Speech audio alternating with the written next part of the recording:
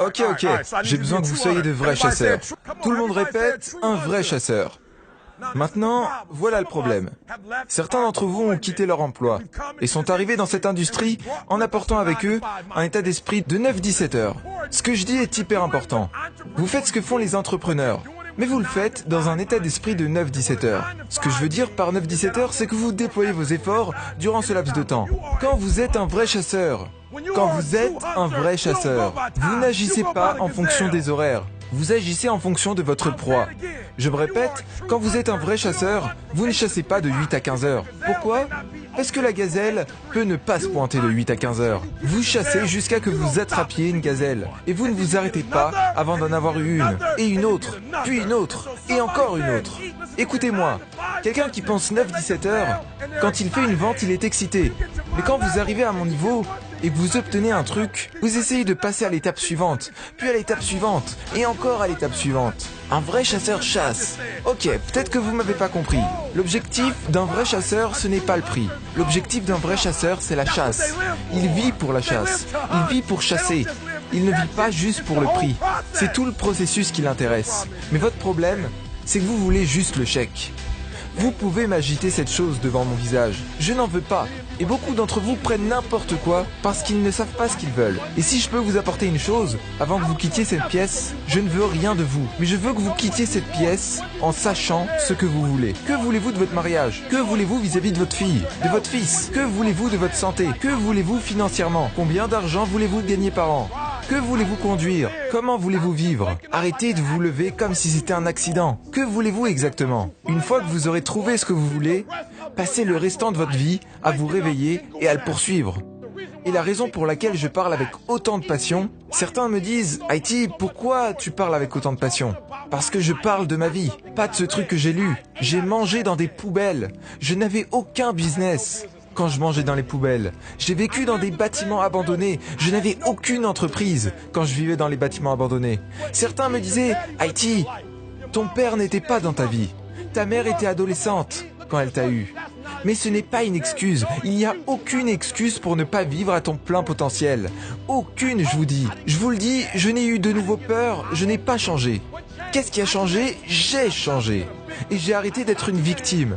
J'ai arrêté de me dire que je devais attendre, que les bonnes choses m'arrivent. Et je me suis dit que je devais charbonner, que je devais me battre, que je devais travailler, que je devais me dépasser et que je devais apprendre. Et j'ai fait tout ce qu'il y avait en mon pouvoir chaque jour que Dieu fait pour devenir un vainqueur et pas une victime. Maintenant, laissez-moi vous dire ceci avant que j'avance et je peux vous l'expliquer. Mais vous devez l'intégrer. Les gagnants gagnent et les perdants perdent. Je ne peux pas l'expliquer mieux que ça et je ne sais pas comment ça se passe, mais les gagnants gagnent. Si vous créez une culture de perdants, si vous continuez à être victime, si vous continuez à laisser les échecs vous arriver, si vous continuez à laisser les gens vous traiter de n'importe quelle manière, cela deviendra une culture. Écoutez-moi, je vous l'ai dit et je vous le répète. Je veux que vous pensiez à cet objectif. Je veux que vous fassiez corps avec cet objectif. Je veux que vous l'intériorisez. Écoutez ce que je veux dire. Ce que je veux vous dire, c'est ce rêve. Je veux que vous le ressentiez. Je veux que vous fassiez corps avec. Je veux que vous sachiez quand vous êtes proche, comme quand le temps est en train de changer. Vous pouvez le sentir. Je veux que vous puissiez ressentir quand vous vous rapprochez et être de plus en plus proche. Mais le plus important, je veux que vous sachiez, quand vous rêvez de votre rêve, qu'il y a d'autres personnes qui rêvent du même rêve. Quand vous vous dites que vous allez vous lancer et que c'est ce que vous allez accomplir, vous n'êtes pas la seule personne qui en rêve. Et voilà la question que je veux vous poser. Que faites-vous quand des milliers d'autres personnes veulent exactement ce que vous voulez ? Que faites-vous quand vous n'êtes pas le seul à vouloir faire $1 million par an ? Quand vous n'êtes pas le seul à vouloir être président ? Quand vous n'êtes pas le seul à vouloir devenir PDG ? Et quand sera-t-il si vous n'êtes pas le seul à vouloir ce que vous voulez et qu'il y a des milliers d'autres personnes qui veulent ce que vous voulez? Vous devez vous dépasser. Vous devez transpirer votre objectif. Vous devez vous lever tôt. Vous devez rester debout plus tard. Vous devez passer à l'action et vous devez dépasser les 70% pour être à 120%. Il n'y a pas d'excuse. Vous pourriez me payer $1000 aujourd'hui, mais je ne pourrais pas vous dire que 70% est assez. Vous pourriez me payer $1500, $1500, mais je ne pourrais pas vous dire que 80% va. Vous pourriez me donner $1500 que je vous garantisse, que d'un coup de baguette magique, 80% sera équivalent à 100% d'effort pour vous. Mais cela ne va pas arriver. J'ai besoin que vous compreniez quelque chose. Vous pouvez avoir ce que vous voulez, mais plus grand est le rêve, plus grand est le rêve, plus dur est l'effort. Je veux que vous soyez stratégique. J'entends souvent, je veux aller en NBA. Ça n'arrivera pas comme ça. Il ne suffit pas de monter et descendre. Ça n'arrivera pas comme ça sans stratégie. Je vais passer en NFL. Vous n'êtes pas à l'école. Vous n'irez pas à la NFL. Se faire des millions, vous ne faites même pas ce que font les millionnaires.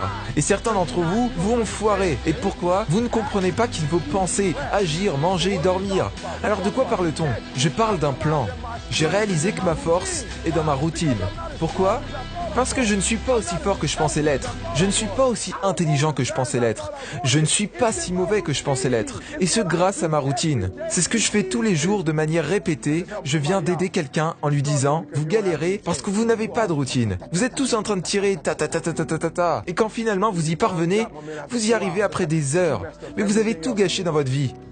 Vous avez perdu tous vos amis parce que vous n'aviez pas de planning. L'ADN de votre succès est dans votre routine. Vous n'êtes pas aussi armé que vous pensez l'être. Vous devez trouver une routine. Je me lève à 3 heures et je m'y tiens. Je me lève à 5 heures, je m'y tiens. Oui, sur 365 jours, vous aurez un mauvais jour ou deux, mais ce que j'essaye de vous dire, c'est que votre puissance est dans votre routine. Trouvez une routine et tenez-la. Quand vous sortirez de cette pièce, vous vous responsabiliserez pour votre vision. Je ne suis pas arrivé ici en me trouvant des excuses. Alors quoi? Mon père n'était pas dans ma vie? La vérité, c'est qu'il n'est jamais entré dans ma vie. Alors quoi? Je vais attendre le reste de ma vie que cet homme revienne? Il ne reviendra pas si je vais aux États-Unis. Je suis un homme afro-américain. Il ne nous traite pas de la même manière. Certains appellent ça du racisme. Je ne vais pas pleurer à ce sujet. Il y aura sans doute du racisme jusqu'au jour de ma mort. Mais je ne vais pas pleurer à ce sujet. Je vais continuer à charbonner pour être millionnaire. Je vais continuer à vouloir être le meilleur speaker motivateur du monde. Non, je n'ai pas grandi du bon côté de la ville. Ma mère n'a pas eu de réseau. Non, je ne connais pas beaucoup de monde. Non, je ne suis pas inscrit au country club. Non, je ne joue pas au golf. Et je ne prévois pas d'y jouer de sitôt. Je vais continuer d'avancer vers la réussite. Je veux faire partie des meilleurs. Pourquoi? Parce que je me le dois et personne ne peut m'arrêter, mis à part moi. Et vous devez arrêter de vous chercher des excuses. Vous devez arrêter de pointer les autres du doigt. Vous devez commencer par vous pointer du doigt. Ce que je veux dire est que si vous vous mettez en mode champion, vous pourrez avoir tout ce que vous voulez. J'en suis la preuve vivante. Vous pouvez partir de rien. Partir de rien, vous connaissez mon histoire. Ma mère était une mère adolescente. Partie de rien. Ma grand-mère avait 14 enfants. Partie de rien. On n'avait que 2 chambres à coucher, une salle de bain. Ma mère s'est fait expulser parce qu'elle n'avait pas d'argent. Partie de rien. J'étais un drop-out. Partie de rien, sans abri. 12 ans pour obtenir un diplôme universitaire qui durait 4 ans. Partie de rien. Si vous voulez vous dépasser, faites-moi une faveur. Vous devez comprendre qu'il y a 2 moyens de réussir. Et je ne resterai pas dans le premier, qui est le talent naturel. Et je ne crois pas que les gens qui ont un talent naturel soient meilleurs que moi. Je crois en l'effort. Et vous m'avez entendu le dire. Votre mère pourrait être d'un milieu privilégié. Votre père pourrait être d'un milieu privilégié. Votre père pourrait même posséder une entreprise. Vous pourriez avoir un père qui vous donne tout ce que vous désirez. Mais vous ne charbonnerez pas plus dur que moi. Pourquoi? Parce que j'ai réalisé que plus grand est le rêve. Et je veux que vous voyez où je veux en venir. Remarquez que quand je parle du mode champion, je ne parle pas du lion. Quand je parle du mode champion en cet instant, je parle de la fourmi. Elle est très petite, mais elle peut probablement porter jusqu'à 100 fois son poids. Ce que je veux dire, c'est que certains d'entre vous, dans cette salle, vous n'êtes pas encore des lions, certains d'entre vous. Dans cette salle, vous pourriez être des fourmis. Vous pouvez commencer petit. Vous pourriez ne pas avoir beaucoup d'argent. Vous pourriez ne pas avoir beaucoup de ressources. Mais vous ne pouvez pas me donner d'excuses en mode IT. Je ne suis pas un lion.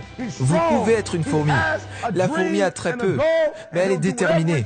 Elle est forte. Elle a un rêve. Elle a un objectif. Et elle fera tout ce qu'elle peut faire.